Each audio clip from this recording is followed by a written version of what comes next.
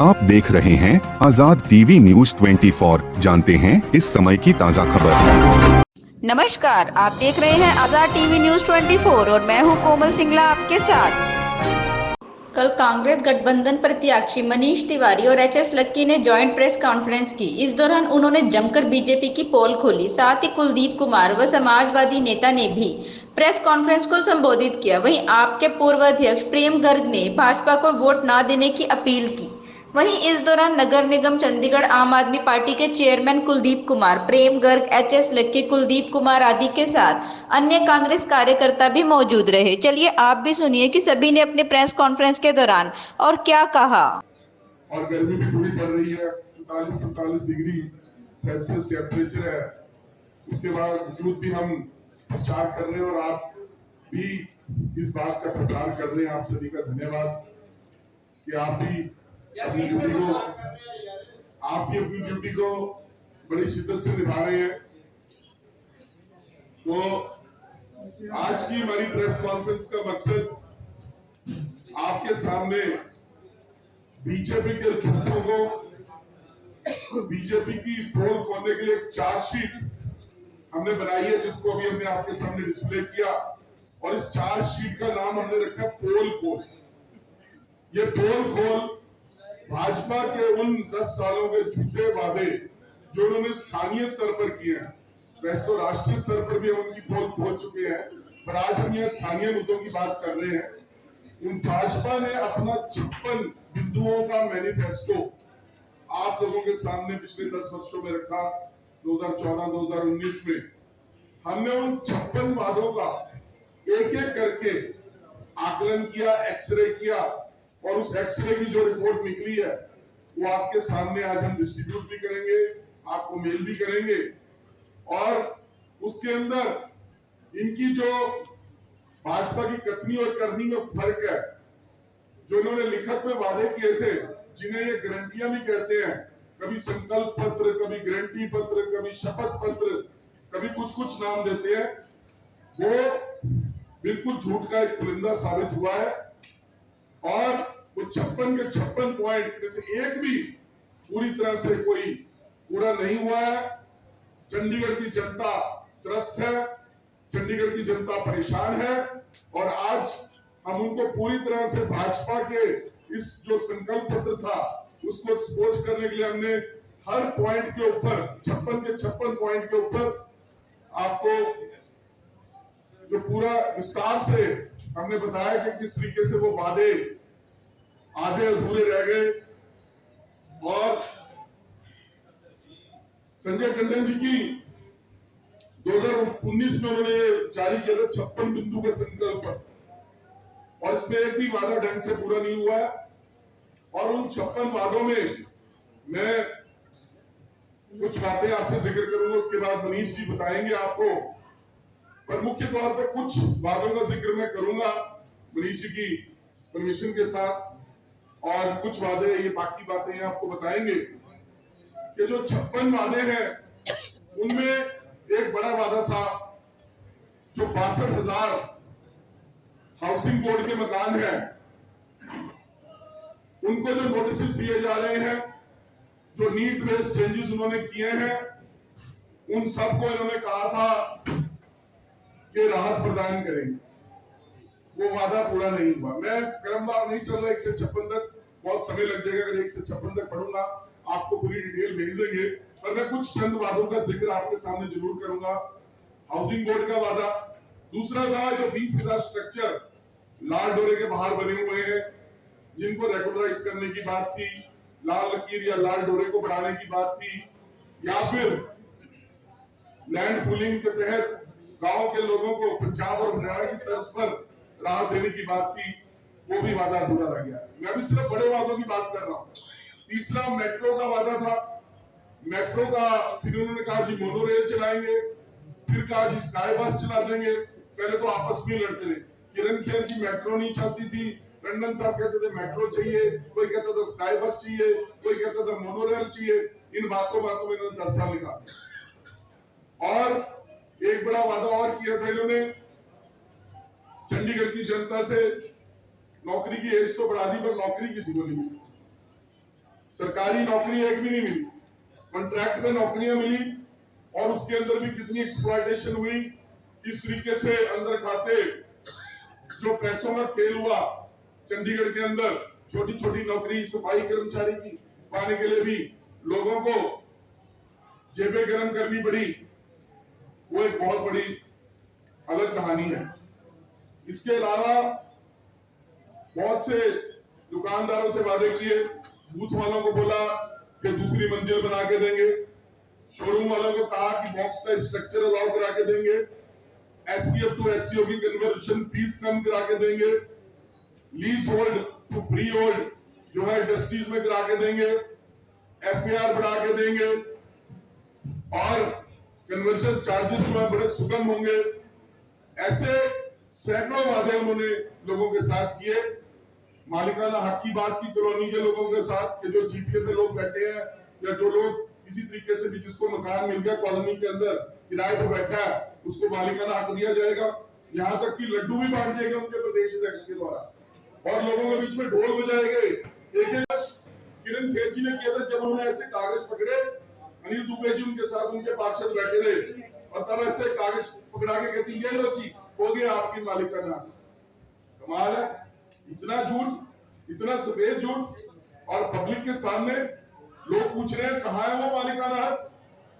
और ऐसे बहुत से मुद्दे हैं 56 के 56 हमने उन सब पे कमेंट दिया। ऐसा नहीं कि 56 में से 20 उन्होंने कर दिया, उनका 40% रिजल्ट है, 30% रिजल्ट है। उनका स्कोर बीजेपी का स्कोर कार्ड हमने दिया 0 आउट ऑफ 56। कोई नलायक से नलायक बच्चा भी होता है ना, वो 0 आउट ऑफ 56 उसका नहीं आता। तो भाजपा ने चंडीगढ़ के अंदर 0 आउट ऑफ 56 स्कोर किया है। एम्प्लॉइज की हाउसिंग स्कीम को लेकर भी इन्होंने बहुत बातें की थी कि जी उसको रिवाइव करेंगे, वो भी नहीं हुआ।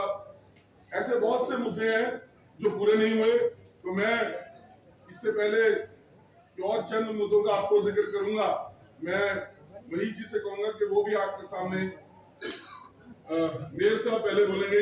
कुछ डंपिंग ग्राउंड के वादे थे, कुछ और वादे थे, उनके बारे में बताइए।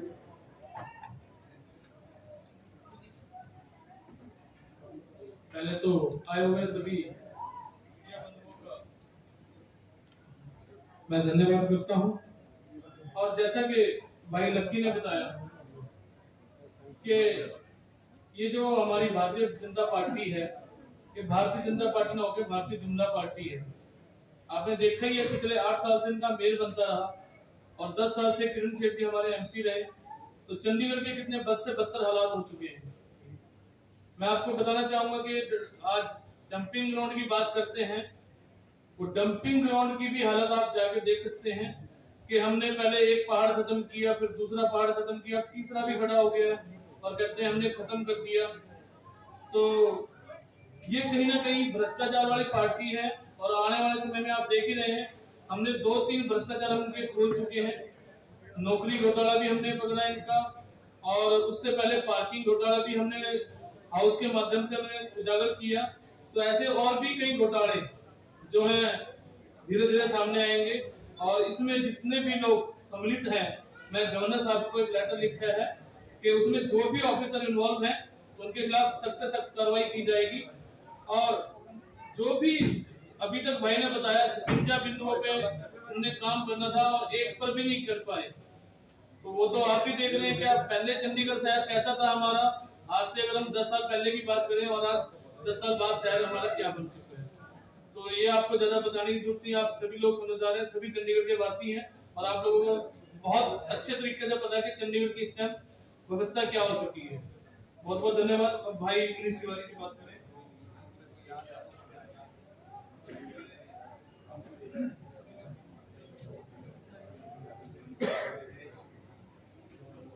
हेलो, ज्यादा कुछ नहीं करते हुए मीडिया बंधुओं में बहुत धन्यवाद करता हूँ, क्योंकि भारतीय जनता पार्टी का कोई भारत चुनाव पार्टी है। उन्होंने 10 साल में कुछ किया तो है नहीं, न आगे आप उम्मीद कर सकते हैं। तो ये नंबर एक बात है कि जो संजय टंडन की बीजेपी के प्रत्याशी वो कॉर्पोरेट जगत से आते हैं, कॉर्पोरेटर है, इसलिए वो कॉर्पोरेटर है, सभी मीडिया बंधु भी जानते हैं।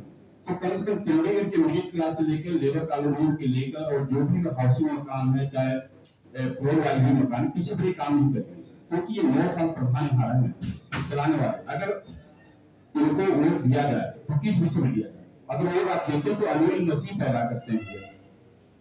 इसलिए जो हमारे पास ये 56 मुद्दे हैं आपके सामने है कि जो जरूरतमंद है चंडीगढ़ का, मैं चाहता हूँ इस पर हम काम करेंगे, कांग्रेस वाले जो जीतेंगे तो इस पर काम होगा। बहुत बहुत धन्यवाद।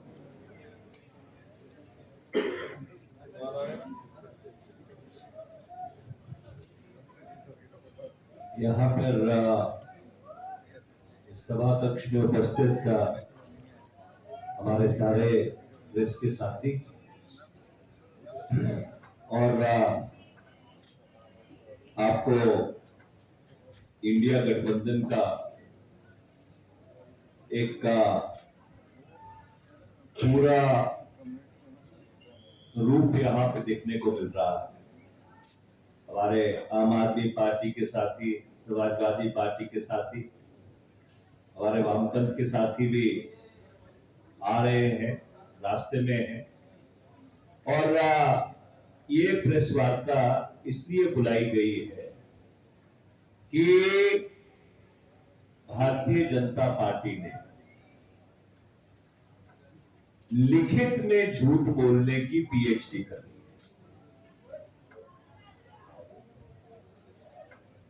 मुझे इस बात की हैरत है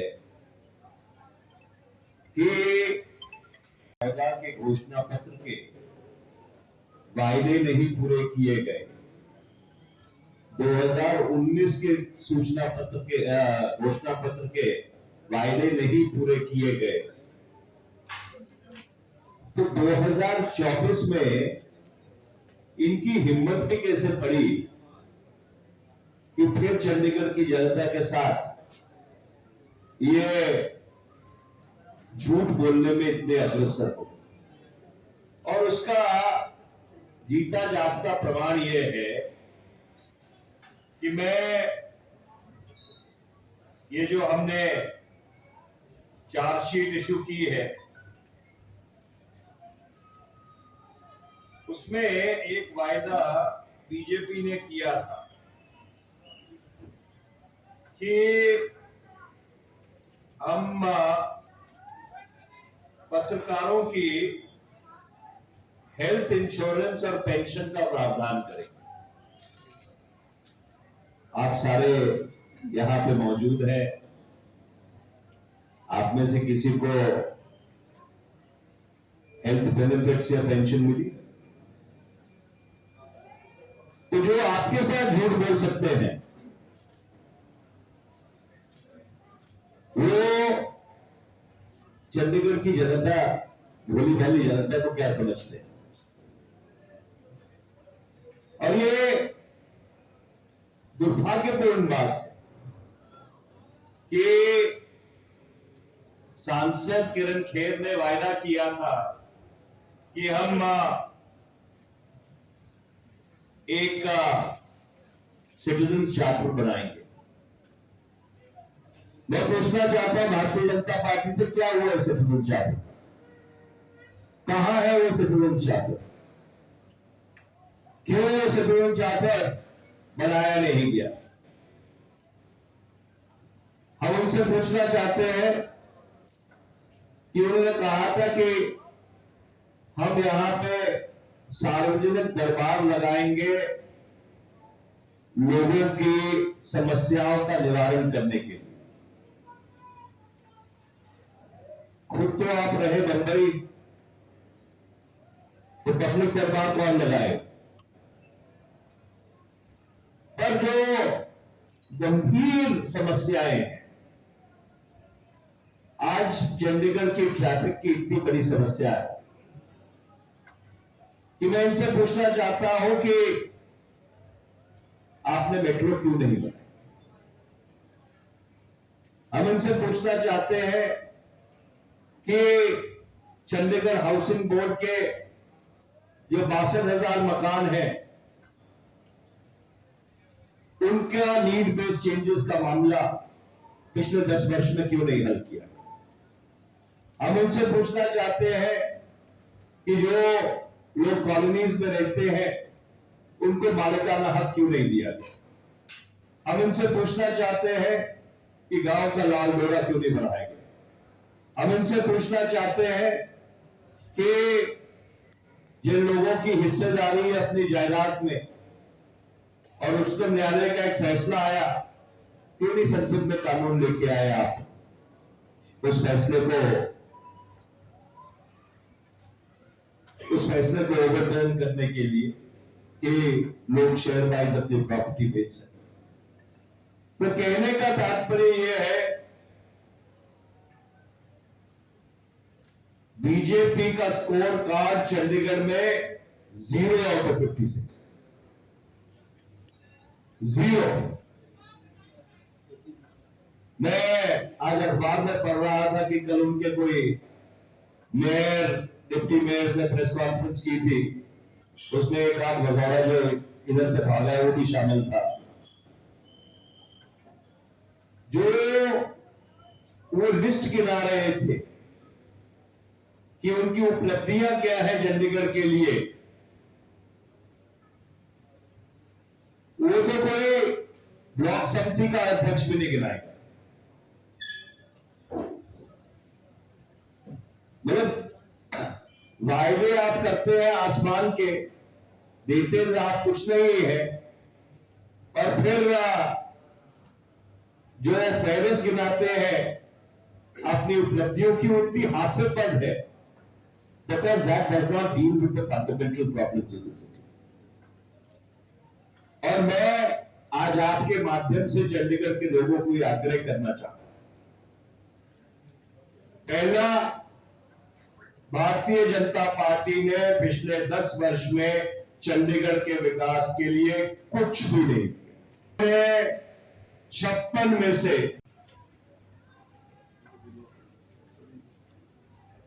उन्होंने जो 56 वायदे चंडीगढ़ की जनता से किए थे 2019 में, उसमें से एक वायदा नहीं पूरा किया। और आखिर में एक उनकी बहुत बड़ी उपलब्धि है कि उन्होंने चंडीगढ़ में लोकतंत्र की हत्या की है, लोकतंत्र को अपने पैरों के नीचे रौंदा है। और ऐसे इमोरल लोगों को मेरा चंडीगढ़ की जनता से विनती है कि अपना विश्वास बिल्कुल कभी ना दे। और ये जो अपील है ये पूरे इंडिया गठबंधन की तरफ से है। मैं ज्यादा समय न लेते हुए आपके कोई सवाल हो तो उनका जवाब देने के लिए तैयार है। Just please to identify yourself. आप अगर अपना नाम और जिस अखबार को आप रिप्रेजेंट करते हैं या न्यूज आउटलेट को रिप्रेजेंट करते हैं, अगर उसको आप आइडेंटिफाई कर दें।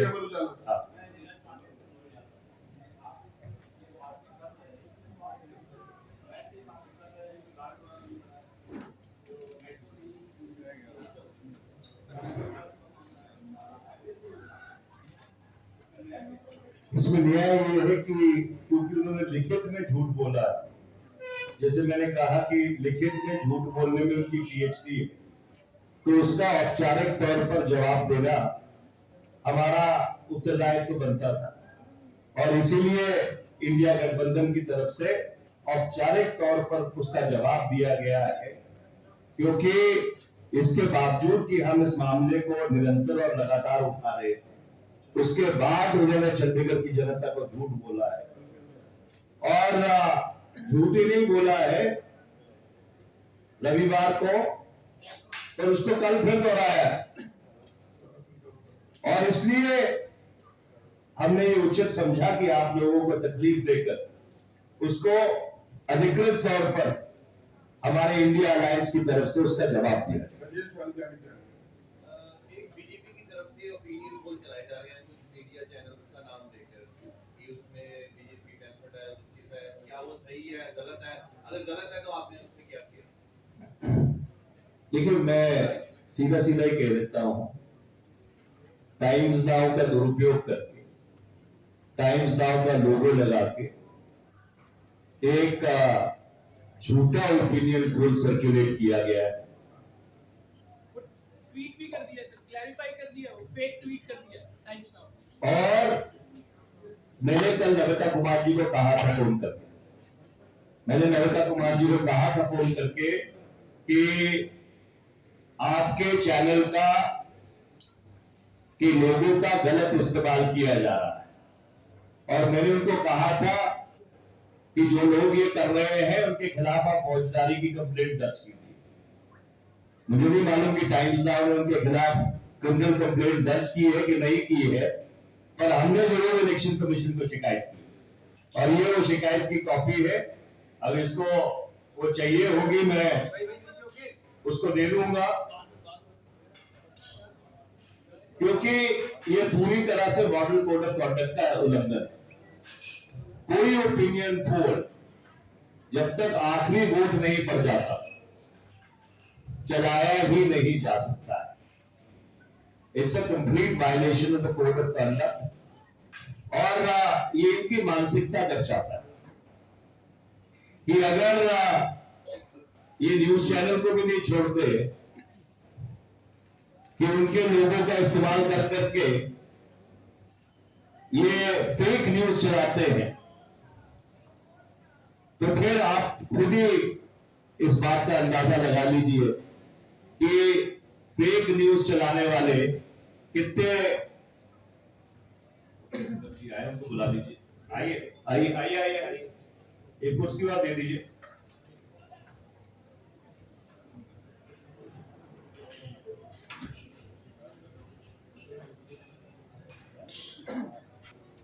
फिर सुप्रीम कोर्ट से फटकार लगी थी, और ये बड़ी आश्चर्य की बात है, और इस चीज को समय आने पर उठाया जाएगा कि उच्चतम न्यायालय ने साफ तौर पे आदेश दिया था कि अनिल मसीह के खिलाफ फौजदारी के कानून के तहत कार्रवाई होनी चाहिए।